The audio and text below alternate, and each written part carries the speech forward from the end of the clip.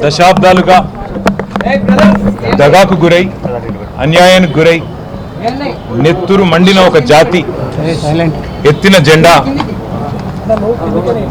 గులాబీ జెండా. సరిగ్గా 25 సంవత్సరాల కిందట త్యాగాల పునాదుల మీద ఆనాడు తనకు అప్పుడున్న పార్టీ ద్వారా సంక్రమించిన డిప్యూటీ స్పీకర్ పదవికి, శాసన సభ్యత్వానికి, అట్లాగే పార్టీలోని రాష్ట్ర బాధ్యతలకు అన్నిటికీ కూడా గుడ్ బై చెప్పి తెలంగాణ రాష్ట్రం ఏర్పడితేనే ఒక స్వీయ రాజకీయ శక్తిగా తెలంగాణ ప్రజలు ఎదిగితేనే ఈ ప్రాంత సమస్యలకి చరమగీతం పాడొచ్చు, శాశ్వతంగా ఈ ప్రాంతం గతంలో ఏదైతే సిరి సంపదలతో తొలతూగిందో అట్లా మళ్ళీ ఉద్భవించవచ్చు అనే ఆలోచనతో పెద్దలు కేసీఆర్ గారు ఆనాడు 25 వసంతాల కిందట పార్టీని ఏర్పాటు చేసి కొండా లక్ష్మణ్ బాపూజీ గారు ఇచ్చిన ఆశ్రయం జలదృశ్యంలో జెండా ఎత్తిన విషయం మీకు తెలుసు.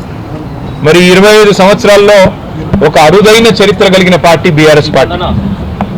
మొదటి 14 ఏళ్లు తన పోరాటంతో తెలంగాణ ప్రజలను ఐక్యం చేసి తెలంగాణ జాతిని మొత్తంగా ఎక్కడికక్కడ లక్షల సంఖ్యలో సమీకరిస్తూ వారికి తెలంగాణ రాష్ట్ర ఏర్పాటు ఆవశ్యకతను బోధిస్తూ అంబేద్కర్ గారు చెప్పిన విధంగా బోధించు, సమీకరించు, పోరాడు అన్నట్టుగా అడుగడుగున పోరాటాలు చేస్తూ ఢిల్లీ మెడలు వంచిన పార్టీ ఈ గులాబీ జెండా పార్టీ, ఈ బీఆర్ఎస్ పార్టీ.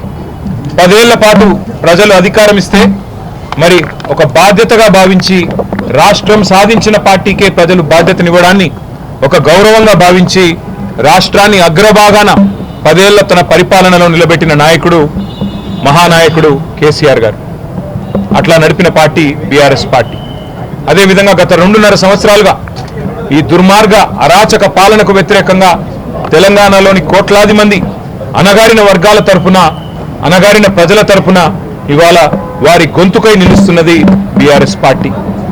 ఆనాడు 14 ఏళ్లు ఉద్యమ పార్టీగా, 10 ఏళ్లు అధికార పార్టీగా, గత 2.5 ఏళ్లు ప్రతిపక్ష పార్టీగా అన్ని పాత్రలు, ప్రజలిచ్చిన ప్రతి పాత్రను సమర్థవంతంగా పోషిస్తూ ఇవాళ భారతదేశ చరిత్రలోనే అతి కొద్ది పార్టీలు, 25 వసంతాలు పూర్తి చేసుకున్న పార్టీలు వేళ్ల మీద లెక్కబెట్టదగ్గ సంఖ్యలో ఉంటాయి.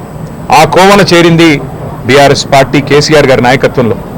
మళ్ళీ ఒకసారి ఈరోజు పునరంకితం అవుతున్నాం.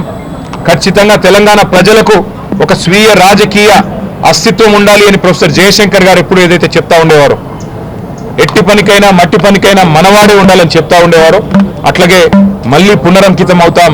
తెలంగాణను కాపాడడానికి, తెలంగాణలోని ఈ అరాచక కాంగ్రెస్ బీజేపీల నుండి తెలంగాణను మళ్ళీ ఒకసారి పట్టాలెక్కించడానికి కేసీఆర్ గారి నాయకత్వంలో అందరం సమిష్టిగా ఐక్యంగా పోరాటం చేస్తాం. తప్పకుండా 2028వ సంవత్సరంలో తిరిగి మళ్ళీ తెలంగాణ రాష్ట్రానికి కేసీఆర్ గారిని ముఖ్యమంత్రి చేసేదాకా మేమందరం కూడా ఆయన సైనికులుగా, తెలంగాణ ప్రజల ప్రతినిధులుగా, తెలంగాణ బలంగా, బలగంగా, తెలంగాణ దళంగా కలిసికట్టుగా కదం తొక్కుతాం. తప్పకుండా తెలంగాణకి మళ్ళీ ఒకసారి పునరంకితం అవుతాం. ఈ పవిత్ర రోజున, పార్టీ ఆవిర్భవించిన ఈ పవిత్ర రోజున, 25 వసంతాలు పూర్తి చేసుకున్న ఈ రోజున తప్పకుండా మాకు మరింత ఉత్సాహం, మరింత ఉత్తేజం ఇవ్వడానికి మా నాయకుడు కేసీఆర్ గారు ఇప్పుడు మధ్యాహ్నం 2 గంటలకి రాబోతా ఉన్నారు. వారి రాక కోసం, వారి దిశానిర్దేశం కోసం తెలంగాణలోని లక్షలాది మంది గులాబీ దండు ఎదురు చూస్తూ ఉన్నారు.